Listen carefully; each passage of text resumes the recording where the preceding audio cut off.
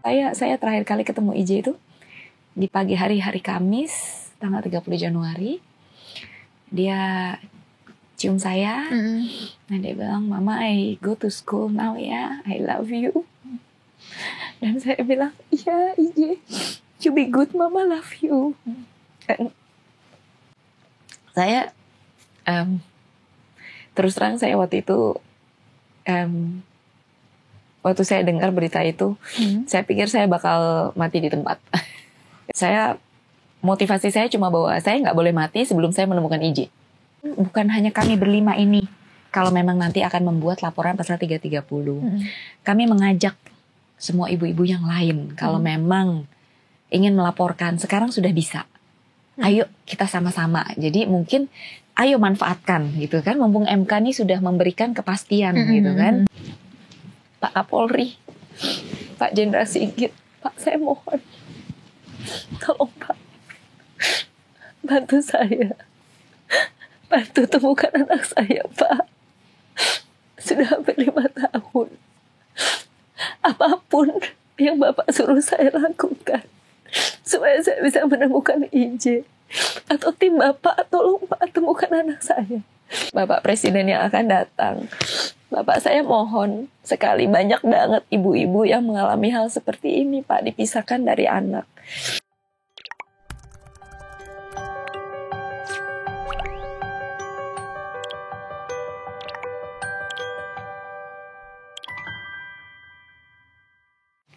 Halo Tribuners, berjumpa kembali bersama saya Apvia Tiokonipili.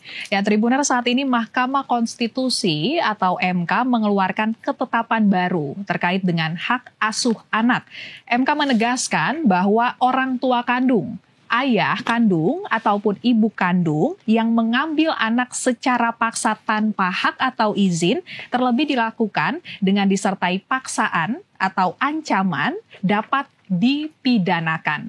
Ini hasil perjuangan dari 5 orang ibu yang tidak bisa bertemu dengan anaknya karena anak mereka dibawa paksa, dibawa kabur begitu oleh mantan suami mereka, padahal hak asuh anaknya jatuh kepada 5 orang ibu ini. Dan dari kelima pemohon tersebut saat ini sudah bersama saya, satu di antaranya ada Ibu Angelia Susanto yang hadir di studio Tribun News. Selamat siang Ibu Angelia. Selamat siang Bu Afia. Kabar sehat ya Bu ya? Ini ada angin segar mungkin ya yang bisa kita bilang buat kelima ibu yang memperjuangkan ini, dan mungkin orang tua juga di luar sana yang sedang menghadapi masalah ini.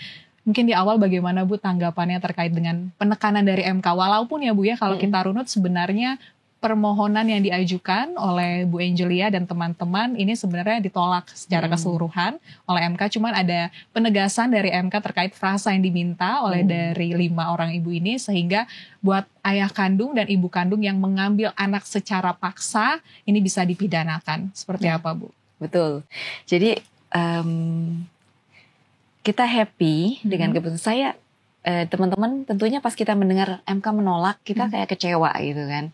Tapi kalau kita lihat tadi seperti Mbak Afia katakan, ternyata dalam pertimbangannya MK bilang alasan bahwa MK menolak kita adalah karena MK merasa harusnya diterapkan seperti yang ibu-ibu katakan gitu kan, bahwa pasal itu seharusnya memang sudah berlaku nih buat siapapun juga gitu.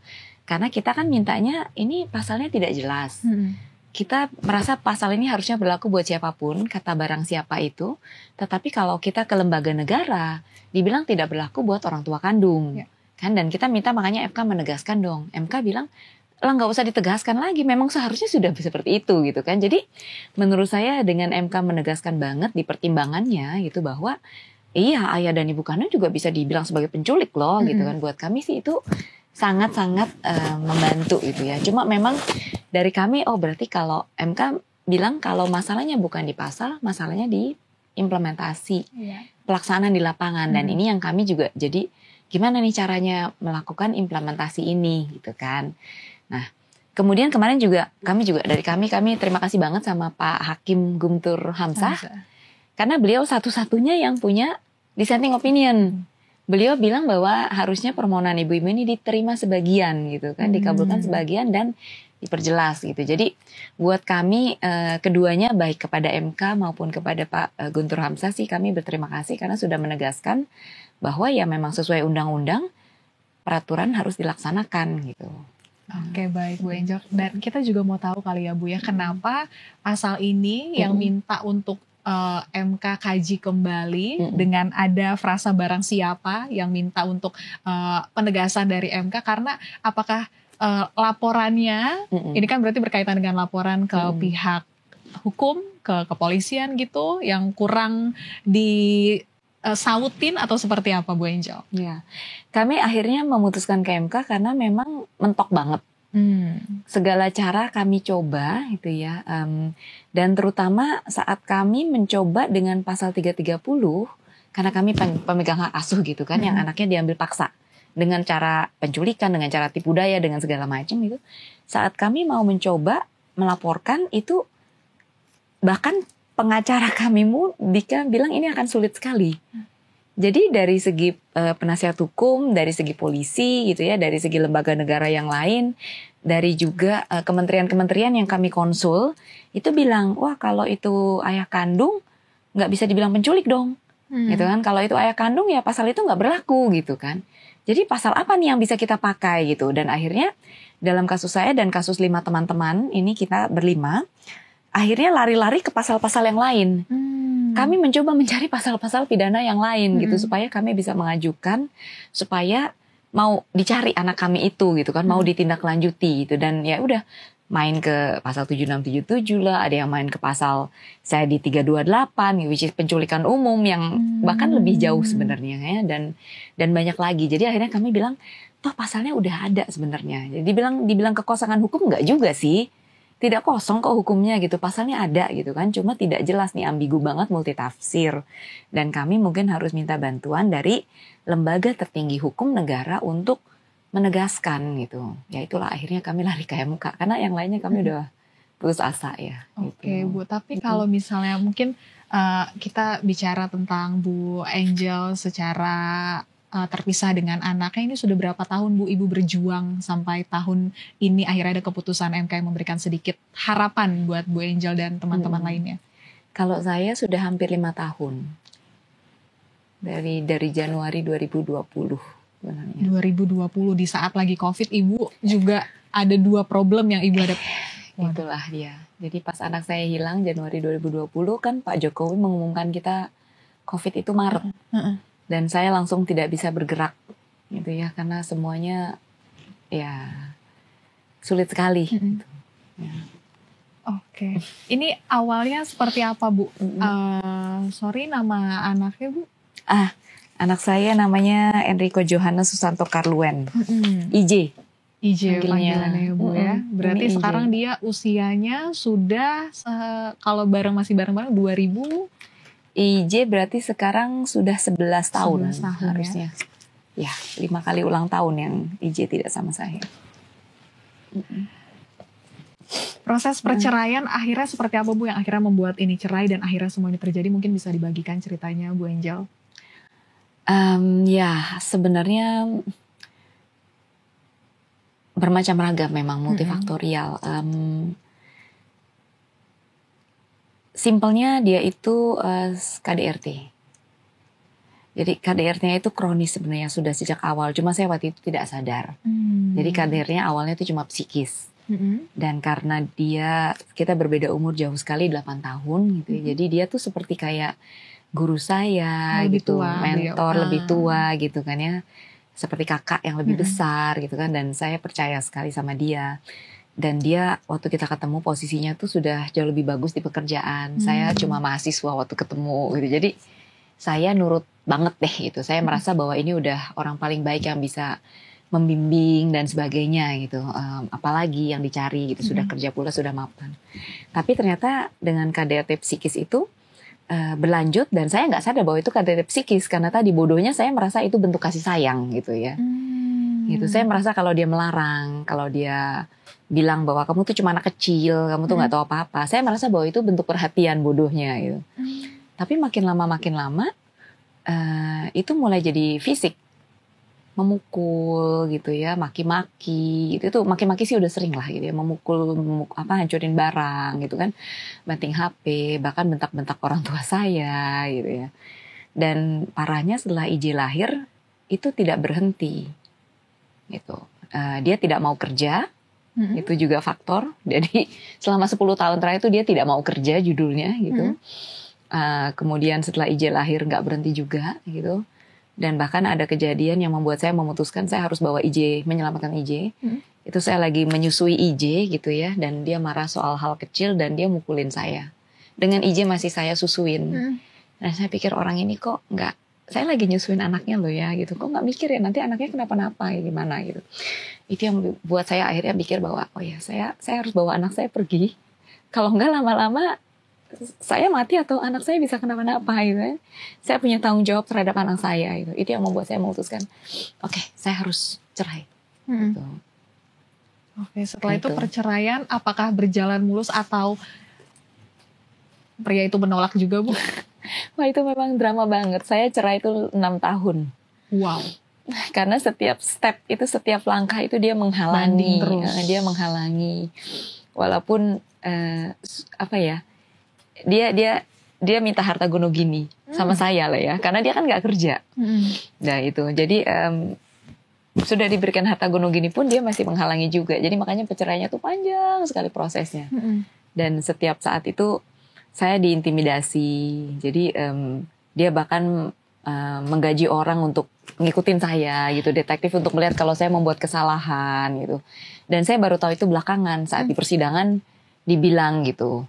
Ada foto saya sedang dinner dengan teman kantor misalnya gitu ya. Jadi kayak tapi sama hakim ditolak karena tidak, ya kenapa gitu kan, ya kamu nggak kerja, ibunya yang kerja dong, kalau nggak anaknya mau makan apa gitu judulnya. Jadi sampai berusaha membuat hidup saya tuh luar biasa sengsara banget. Jadi KDRT itu nggak pernah berhenti judulnya gitu, dalam bentuk apapun. Gitu.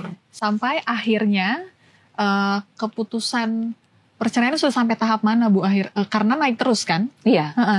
Dari pengadilan negeri, ke pengadilan tinggi, dan sampai ke Mahkamah Agung, ke kasasi. Dan keputusan itu sama dari sejak awal sampai itu tidak berubah. Bahwa hak asuh anak itu memang adalah di saya. Gitu. Saya dilihat lebih layak untuk mengasuh anak. Oke. Kalau kita runtutin, Bu, itu berarti hak asuh anak di tangan Bu Angel di tahun? Itu sudah sejak keputusan pengadilan negeri di tahun 2016. 2016. Sejak saat itu juga berarti sebelumnya sudah pisah rumah ya, Bu ya? Ya. Sorry, keputusan itu di 2017-2018. Karena saya mengajukan cerai itu di 2016. Oke. Dan baru selesai di 2022 kalau nggak salah. Panjang banget. Dari pengajuan cerai 2016 sebelumnya sudah pisah rumah. Dan sebelum akhirnya ketok palu hak asuh di ibu, itu pembagian pertemuan apakah ibu dan mantan suami mengatur jadwal pertemuan dengan AJ atau seperti apa, Bu, dengan anak? Saya selalu bawa IJ untuk menemui mantan suami saya. Jadi 2 minggu sekali itu IJ saya bawa. Karena saya nggak pingin IJ merasakan bahwa dia tidak punya orang tua yang komplit, gitu kan. Saya pernah baca bahwa sebenarnya bukan perceraian yang berat untuk anak, tapi fakta bahwa dia tidak mendapatkan kasih sayang kedua orang tua. Jadi buat anak terpisah fisik nggak apa-apa, asal dia masih bisa merasakan kasih sayang yang lengkap. Dan itu yang saya pingin IJ nggak kehilangan gitu. Makanya setiap 2 minggu sekali saya tetap bawa IJ ketemu sama dia gitu. Oke, itu berlangsung sampai 2020 sebelum akhirnya IJ diculik kita bilang saat ini ya, Bu ya. Iya. Itu prosesnya seperti apa, Bu, sampai akhirnya apakah saat waktunya memang di 2 minggu untuk bertemu atau di luar waktu itu proses penculikan itu, Bu? Kejadian IJ diambil paksa itu hari Kamis, saya masih ingat banget, 30 Januari 2020, IJ dalam perjalanan ke sekolah dengan mobil antar jemput sekolah, dan menurut supir dia diberhentikan oleh polisi bermotor besar. Gitu. Kalau menurut polisi, kalau menurut Pak Supir, jadi oknum polisi bermotor besar menghentikan beliau di atas jembatan Kasablanka gitu, dan dimintai surat-surat, dibilang dia melanggar lalu lintas, dia mau ditilang gitu. Dan saat sedang berdebat seperti itu, Kemudian ada mobil yang datang dan orang itu maksa ngambil IJ dari dalam mobil. Gitu. Nah, kata Pak supir dia mau menghalangi karena IJ-nya kan berontak nggak mau gitu. Tapi dibentak sama oknum polisi. Gitu. Jadi dan dia disibukkan lagi dan kemudian pas dia nengok katanya terus IJ kayak sudah tidur gitu. Saya nggak tahu diapain gitu ya, dan IJ sudah dibawa masuk mobil gitu. Nah, dan dia dibentak sama si orang itu, katanya ini anaknya mau diantarin ke sekolah kayak gitu. Jadi ya itu kejadiannya. Oke, itu berarti Bu Angel langsung mendapat kabar dan langsung membuat laporan ke kepolisian atau seperti apa Bu waktu itu kondisi Ibu? Nah, Pak supir itu baru lapor sama saya tuh jam 2 siang. Jadi kejadian jam 6 pagi. Terus dia lapor sama saya jam 2 siang saat dia nggak bisa menemukan IJ di sekolah waktu dia mau menjemput IJ sebenarnya. Oh, jadi Pak supir nih masih percaya kalau anak itu diantarkan ke sekolah oleh orang yang membawa IJ di atas jembatan Kasablanka itu? Iya, gitu. Jadi mungkin dia dibentak oleh si Pak polisi, oknum polisi tadi, dan oleh si orangnya gitu. Dia bilang, udah biar anaknya diantar ke sekolah, kan kamu lagi sama, lagi ada masalah lalu lintas gitu. Ya, dan dia percaya. Saya juga herannya kok dia bisa percaya gitu ya, orang yang belum pernah dia kenal gitu. Tapi ya itulah, entah dia dihipnotis. Saya tidak mau berpraduga juga. Oke, tapi dari ciri-ciri yang diceritakan Pak sopir mengarah ke mantan suami Bu atau seperti apa? Akhirnya Ibu, oh sepertinya ini memang anak saya diculik oleh mantan suami saya gitu. Iya, supir hanya bilang ya ciri-cirinya akhirnya mirip gitu kan. Dan sejak itu dia menghilang. Jadi saya mencoba menghubungi dia, seluruh keluarganya, itu dia menghilang total gitu. Jadi makanya saya merasa bahwa itu memang dia yang ngambil. Dan kedua, waktu saya coba mencari-cari keluarganya, kan keluarganya semua nggak mau menjawab saya sama sekali gitu. Itu which is aneh gitu kan. Nggak mau jawab, dan kakaknya yang di Toronto yang menjawab gitu. Oh ya, katanya mereka memang ada di sini nih di Toronto katanya gitu. Yang nggak mungkin menurut saya ya, karena paspor IJ sudah expired, sudah tidak berlaku, dan ada sama saya dua-duanya paspor IJ gitu. Jadi bagaimana mereka bisa ke Kanada gitu dengan dokumen palsu gitu. Seperti itu. Oke. Habis itu apakah Ibu langsung membuat laporan Bu, atau seperti apa problem yang akhirnya Ibu rasakan dan akhirnya mau membuat laporan, atau masih tetap mencoba kekeluargaan dulu mencarinya, atau seperti apa Bu? Saya lakukan semuanya paralel. Jadi saya pada hari yang sama, 30 Januari itu juga, saya langsung ke polisi, langsung ke PMJ, langsung melapor. Saya juga langsung ke Kedutaan Besar Filipina, melapor. Mantan suami warga Filipina? Warga negara Filipina, ya. Saya langsung melapor ke Kedutaan Besar Filipina juga. Sambil saya coba hubungi semua keluarga gitu kan, email, WhatsApp, telepon, calls gitu, messenger gitu, itu semua tidak dibalas. Dan kemudian saya mencoba membuat laporan-laporan ke semua lembaga negara yang saya tahu dalam beberapa hari berikutnya. Gitu. Jadi saya lapor ke KPPA, ke KPAI, ke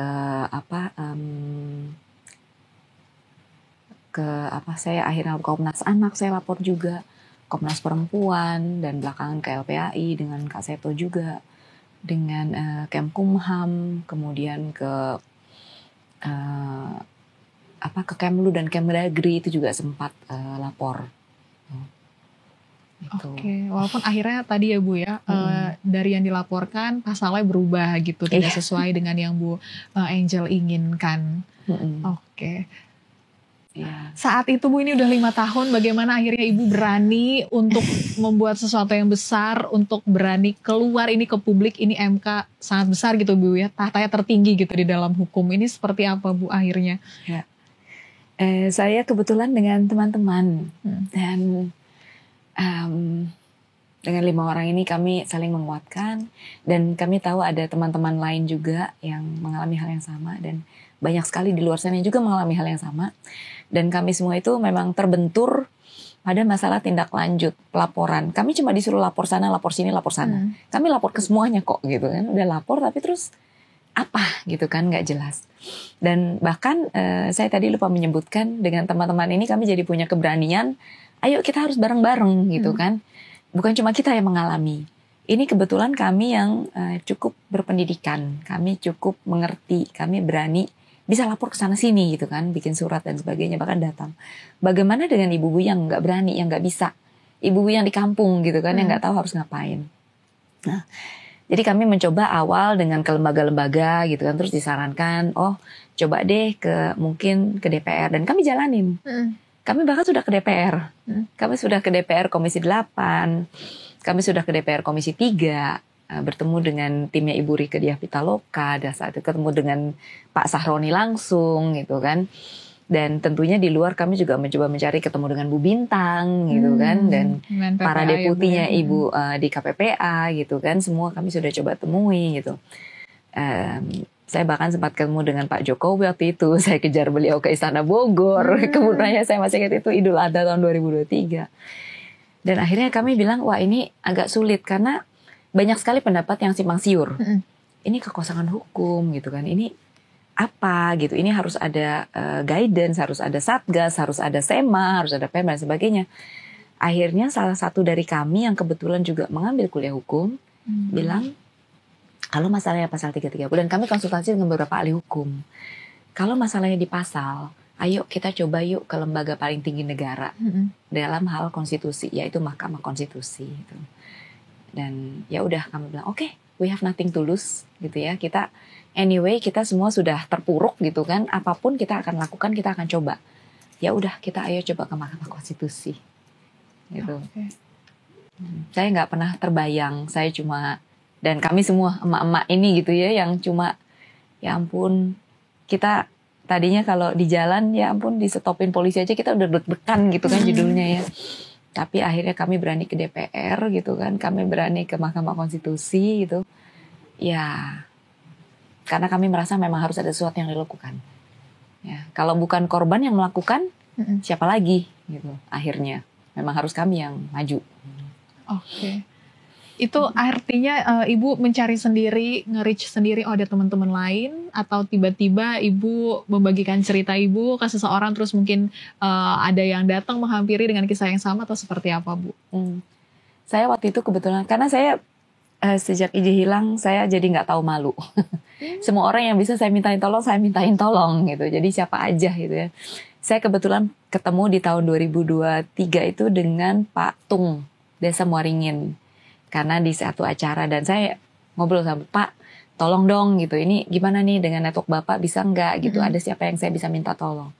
Dan beliau bilang, ini ada loh ibu yang mengalami masalah yang sama kamu gitu. Terus dia kasih kontaknya gitu kan, dia kasih IG-nya. Saya komen di IG-nya ibu tersebut. Nah itu mereka menemukan saya akhirnya, ibu-ibu ini gitu, dan saya diajak bergabung gitu. Dan kita tidak punya perkumpulan resmi, tapi kita kumpul gitu kan, dan ya udah kita jadi punya kekuatan ya, saling menimba gitu kan, saling menguatkan, saling bercerita, saling share, dan ya udah yang bandel-bandel ya udah maju deh gitu kan akhirnya. Oke. Tapi Bu, sampai saat ini benar-benar mungkin kalau misalnya kita tahu di mantan suami melakukan KDRT atau apa, atau tadi Ibu bilang juga dia tidak mau bekerja, dia tidak benar-benar mungkin. Kadang kan ada juga Ibu kalau kita lihat cerita-cerita lain, datang gitu minta uang atau apa, tapi ini benar-benar nggak ada sama sekali kontak dari mantan suami dan keluarganya gitu Bu. Iya, sama sekali tidak ada. Maksudnya itu yang ya mau dibilang kayak nggak masuk akal ya. Di era digital seperti ini orang tuh bisa menghilang, sama sekali menghilang, dan tidak ada yang bisa menemukan itu. Setahu saya, kalau saya waktu di polisi sudah dengan cybercrime gitu. Coba dicari, dilacak gitu kan. Kemudian saya juga coba dengan ya detektif gitu. Saya juga coba dengan ahli-ahli IT gitu, saya juga minta tolong gitu dengan beberapa orang, mencoba mencari gitu di sosmed dan sebagainya, gak bisa menemukan. Tidak ada kontak sejak saya terakhir kali ketemu IJ itu di pagi hari Kamis tanggal 30 Januari. Dia cium saya, dan dia bilang, Mama, I go to school now ya, I love you. Dan saya bilang, iya IJ, you be good, Mama love you. Dan jadi saya nggak pernah ketemu sama dia lagi, nggak pernah lihat dia, nggak pernah tahu kabarnya di mana, sama sekali nggak pernah sampai sekarang. Apakah anak saya masih hidup atau enggak pun saya nggak tahu. Apakah dia sehat? Kalau dia mau tidur siapa yang nemenin gitu. Kalau dia sakit siapa yang jagain? Saya juga nggak tahu sama sekali. Berarti semenjak saat itu, sejak EJ pergi 2020, Bu Angelia sendiri bagaimana melalui hari-hari Bu sampai akhirnya sekarang mampu berdiri, kuat, maju sampai ke MK Bu? Saya terus terang saya waktu itu waktu saya dengar berita itu, saya pikir saya bakal mati di tempat. Tapi nyatanya saya tidak mati. Saya tidak mati dan saya cuma mikir bahwa mengetahui bahwa mantan suami saya seperti itu. Saya tahu bahwa mungkin IJ juga pasti akan lebih baik kalau sama saya, gitu kan. Jadi saya motivasi saya cuma bahwa saya nggak boleh mati sebelum saya menemukan IJ. Sebelum saya tahu bahwa IJ baik-baik aja, gitu. Saya nggak boleh mati deh pokoknya, gitu kan. Karena kalau saya mati terus siapa yang nanti akan menjaga IJ? Jalannya IJ masih panjang banget, gitu kan. Satu, dan kedua kemudian setelah ketemu sama para ibu-ibu ini, saya jadi makin merasa, oh ya, selain kita senasib, kayaknya mungkin apa yang kita alami, kita bisa buat ini menjadi perjuangan yang mungkin mudah-mudahan bisa membantu yang lain, yang tidak bisa berjuang sendiri, gitu kan. Dan harapan saya adalah supaya nanti bisa mencegah kejadian ini, gitu. Karena ini benar-benar paling pahit banget, gitu ya. Nggak tahu anak ada di mana, nggak tahu anak seperti apa kondisinya, gitu tuh. Nggak ada satu orang pun yang berhak mengalami ini, dan tidak ada satu anak pun yang berhak mengalami dipisahkan dari orang tuanya, gitu. Apalagi kalau dia masih ASI, dia masih bayi, gitu ya, dipisahkan paksa, gitu ya. Jadi itu yang membuat saya, oke, saya harus, gitu kan. Saya nggak boleh jadi gila, gitu kan. Saya sempat ke psikiater dan saya nggak bisa tidur kalau nggak minum obat, gitu. Dan itu terjadi beberapa satu tahunan, gitu. Saya harus minum obat supaya saya bisa tidur, gitu. Karena kalau nggak saya pasti mimpi buruk. Dan saya nggak berani pulang karena saya di rumah penuh barang-barang IJ, itu saya nggak mau pulang, gitu kan. Tapi ya dengan ini bahwa saya merasa mungkin apa yang saya alami mudah-mudahan bisa jadi perjuangan yang menjadi berkat bagi orang lain. Saat nggak pulang itu Ibu berteduh kemana Bu? Nyari ketenangan gimana Bu?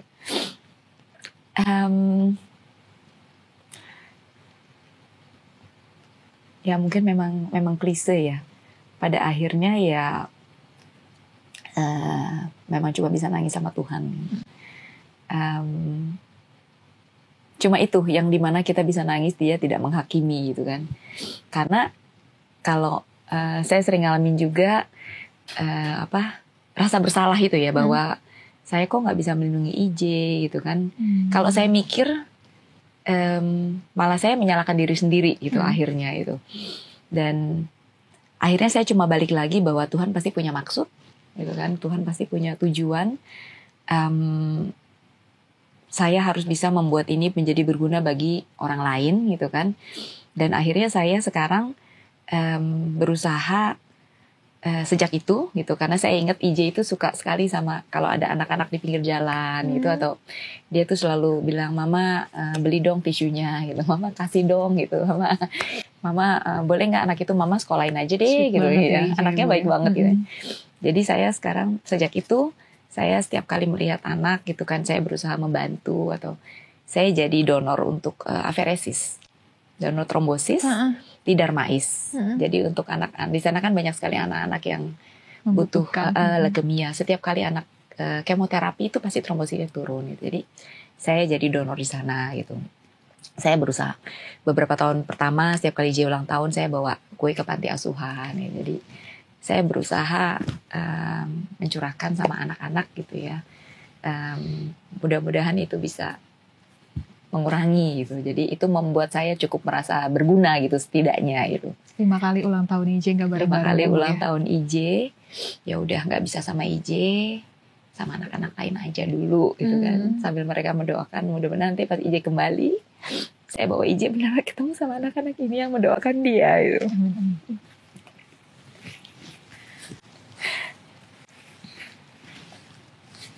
semua barang EJ masih di rumah ya Bu? Iya. Nggak ada yang kegeser sampai Ibu nanti akhirnya EJ pulang? Iya.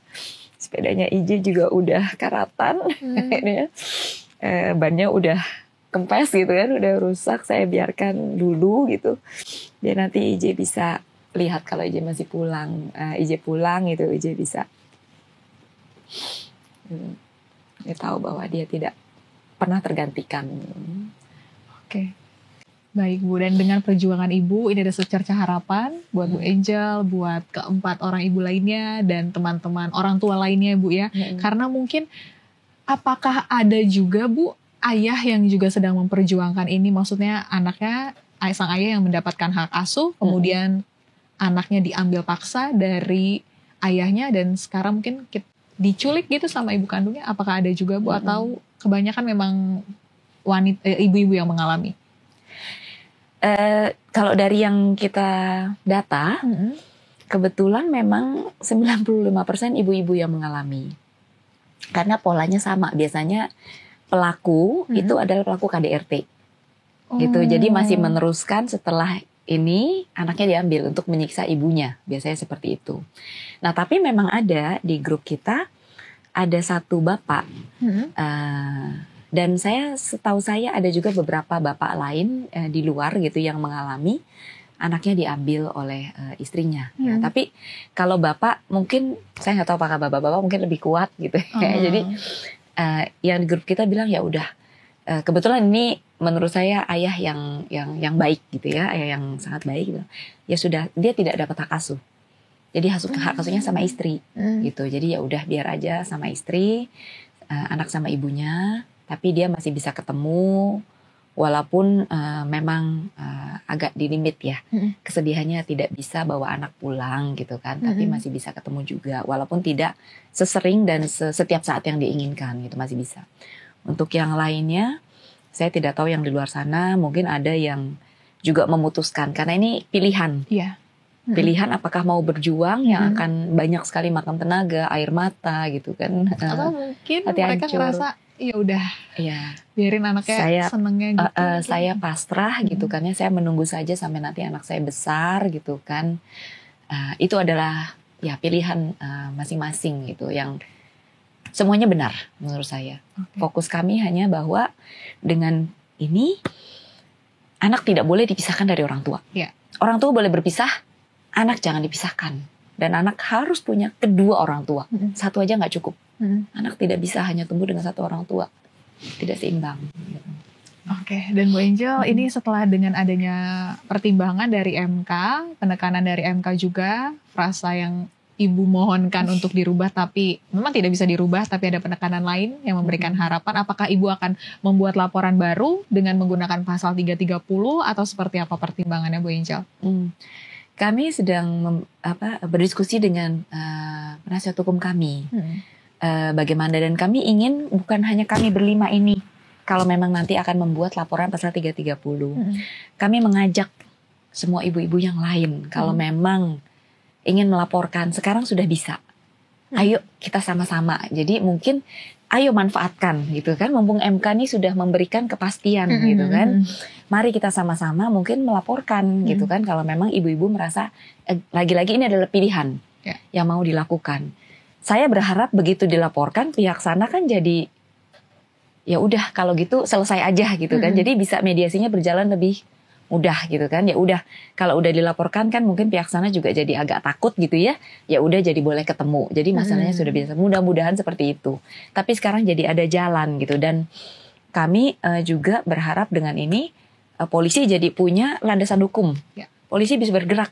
Kalau nggak, kasihan juga polisinya selama ini nggak bisa bergerak apa-apa gitu kan. Jadi disalahkan di sana sini gitu. Ya, jadi kami akan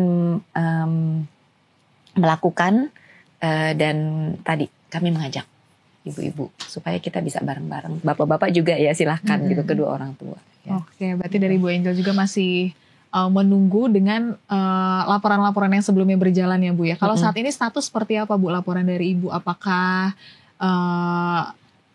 mantan suami sudah dapat status hukum apa gitu, seperti apa Bu? Ya, dari yang laporan saya tadi, kebetulan setelah ketemu sama Pak Jokowi waktu itu, sudah keluar DPO.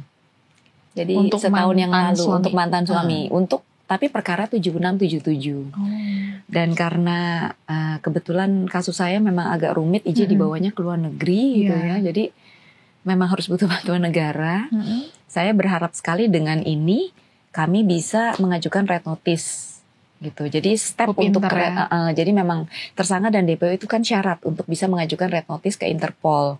Dan saya berharap ini bisa kejadian, red notice-nya bisa keluar supaya bisa bergerak mencari lokasi. Gitu. Saya hanya ingin tahu anak saya ada di mana. Itu yang saya harapkan. Kalau ini bisa jalan dan mungkin tadi 330-nya bisa disertakan bareng gitu ya untuk penguat gitu supaya Interpol melihat ada alasan yang kuat bahwa untuk mengeluarkan red notice terhadap orang tersebut. Oke, seandainya nanti bertemu dengan IJ, mungkin terbaiknya seperti apa Bu? Kayak pengen bawa pulang langsung atau mungkin saya dan mantan suami akan mencari jalan tengah atau seperti apa? Saya akan buat saya prioritasnya adalah IJ bahagia. IJ sehat, bahagia, senang, dan dia akan punya masa depan yang cerah. Ya. Jadi saya akan diskusi itu, tanya IJ maunya seperti apa. Jadi IJ maunya kayak apa? Anak dalam keputusan. Betul. Saya akan, apalagi IJ sekarang sudah 11 tahun. Saya harus itu faktor utama yang saya inginkan itu. Saya mungkin ini agak melenceng dikit gitu ya, tapi saya ingat dulu Nabi Sulaiman tuh pernah dihadapkan perkara oleh dua ibu-ibu ya. Ibu yang rebutan anak kan ya, gitu kan, satu ibu kandung, satu bukan bayi ya waktu itu. Dan dia bilang karena dia terkenal sebagai raja yang sangat adil gitu kan, dia bilang oke, adil, belah dua dapat separuh-separuh. Adil gitu kan. Dan ibu yang benar bilang nggak usah, kasih aja, nggak apa-apa. Saya nggak usah punya anak saya, tapi yang penting anak saya sehat dan selamat walaupun dipegang oleh orang lain. Gitu ya. Saya rasa semua ibu akan seperti itu. Gitu. Buat saya yang penting anak saya sehat dan bahagia, gitu, nggak apa-apa. Nanti kalau ketemu, saya akan paling bahagia kalau Iji mau pulang sama saya tentunya ya, mau balik sama saya lagi gitu. Tapi kalau enggak, yang penting saya bisa membahagiakan Iji, itu aja. Itu aja. Mungkin terakhir Bu. Kita nggak tahu kekuatan yang terjadi di dunia ini seperti apa. Pasti ada hal baik yang mungkin nanti terjadi ke depannya. Di akhir Bu mungkin ada pesan yang ingin disampaikan mungkin buat IJ apabila IJ menonton, atau buat pemerintah, atau mungkin ada seseorang yang pengen banget Ibu mention untuk membantu Bu Angel. Silakan Bu. Iya, makasih banget Mbak Fia. Saya mengajukan permohonan mungkin kepada 3 orang di Republik Indonesia. Pak Kapolri, Pak Jenderal Sigit, Pak, saya mohon, tolong Pak, bantu saya, bantu temukan anak saya Pak. Sudah hampir 5 tahun, apapun yang Bapak suruh saya lakukan supaya saya bisa menemukan IJ atau tim Bapak, tolong Pak temukan anak saya. Saya sudah coba dengan usaha saya sendiri, saya tidak mampu. Saya butuh bantuan kepolisian Pak. Tolong bantu saya Pak Kapolri, Pak Jenderal Sigit, saya mohon. Kedua, Pak Jokowi, Bapak terima kasih atas bantuan Bapak. DPO-nya keluar Pak. Tapi saya masih menunggu untuk proses berikutnya. Mohon bantuan Bapak juga. Apa yang bisa saya lakukan untuk ini Pak. Dan ketiga, Pak Prabowo, Bapak Presiden yang akan datang. Bapak, saya mohon sekali, banyak banget ibu-ibu yang mengalami hal seperti ini Pak, dipisahkan dari anak. Atau bapak-bapak, orang tua yang dipisahkan dari anak. Kasihan anak-anak kami Pak. Anak-anak yang masih kecil, yang punya masa depan. Ini adalah untuk generasi maju di masa mendatang. Tolong bantu kami Pak, supaya penerapan hukumnya jelas, implementasi di lapangan. Dan saya mohon lagi kalau bisa bantu menemukan anak saya dan juga ibu-ibu, bapak-bapak yang lain supaya tidak ada lagi kasus seperti ini, Pak. Kasus KDRT dan pemisahan anak dari orang tua. Mohon maaf banget saya bersuara seperti ini dan saya berterima kasih sudah didengarkan. Makasih banget Tribun News sudah memberi kesempatan. Sama-sama Bu Angel, kita berdoa semoga ada keputusan yang terbaik dari proses hukum yang saat ini Bu Angel tempuh. Ada jalan baik juga supaya Bu Angel bertemu dengan AJ. Pulang ke rumah mungkin Ibu bilang nggak pengen kalau ya udah yang terbaik aja buat AJ nanti, nggak ngarepin untuk pulang 100% ke rumah, tapi semoga Ibu Angel bisa segera bertemu dengan AJ ya Bu ya. Terima kasih Mbak Afia, makasih banget. Semangat Bu. Thank you banget ya. Ibu-ibu yang lain juga semangat, bapak-bapak yang lain juga. Thank you Tribuners, banget. itu dia cerita dari Bu Angel mengenai kisahnya memperjuangkan bersama dengan 4 ibu lainnya, bertemu dengan anak Bu Angel, dengan anak-anak 4 ibu lainnya yang saat ini sedang terpisah karena anak mereka diambil paksa oleh mantan suami. Dan mereka semangat untuk berjuang sampai ke MK dan kini ada pencerahan. Dengan perjuangan dari kelima ibu ini juga berharap semoga ada efek ya Bu ya bagi kedua orang tua yang mungkin sekarang dalam proses perceraian mau mencoba mengambil dari satu sisi anak mereka. Mungkin ini dipikirkan baik-baik karena semua anak membutuhkan kasih sayang dari kedua orang tua mereka. Betul. Jadi sedih. Semangat terus Bu Angel, terima kasih Tribuners yang sudah menyaksikan. Terima kasih. Download Tribun X sekarang. Menghadirkan lokal menjadi Indonesia.